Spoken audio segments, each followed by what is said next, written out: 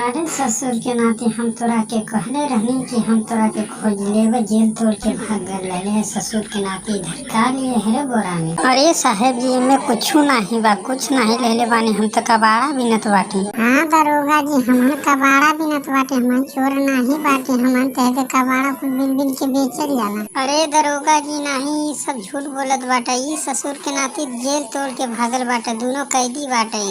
अरे ससुर के नाती पहले बतावा, सोने कौने जेल में रहला, सोने तोड़ के भागेला है। इतना बढ़िया दीवार लगल बा, कैसे भाग के अइला? अरे तोहने के कैसे इतना हिम्मत पड़ल है? ये दरोगा जी हमके छोड़ दा, हम बता देती ला के इनके छोड़ौला।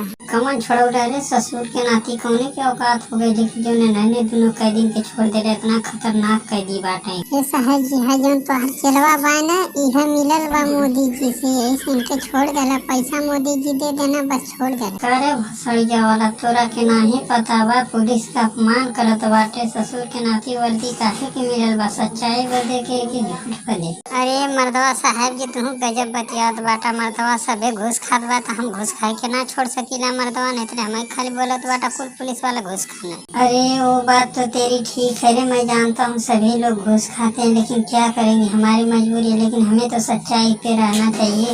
ये साहेब जी अब हमका छोड़ दा, अब हम जातिला घरे, ही मोदिया के पकड़ के ले जा जेल में, बहुत हरामी बा। ये दरोगा जी कुछ पैसा लेला मर्दवा, नहीं तो छोड़ दा मर्दवा। हम बूढ़ पुरनिया बाटी, काहे पाप बटोरत बाटा? अब जेले में मर उड़ जाए तो पाप तो ही के लागी, जानत बाटा कि नहीं? अच्छा मोदी जी जाओ, मैं तुमको छोड़ दे रहा हूँ, लेकिन दोबारा ऐसी गलती मत करना। अगर दोबारा मिले तो मैं तुमको जान से मार दूंगा, ध्यान रखने का। अरे साहब जी अब कह दे तब गलती नहीं करब, हम बूढ़ पुरनिया बाटी, अब गलती करब, यह रही गल है।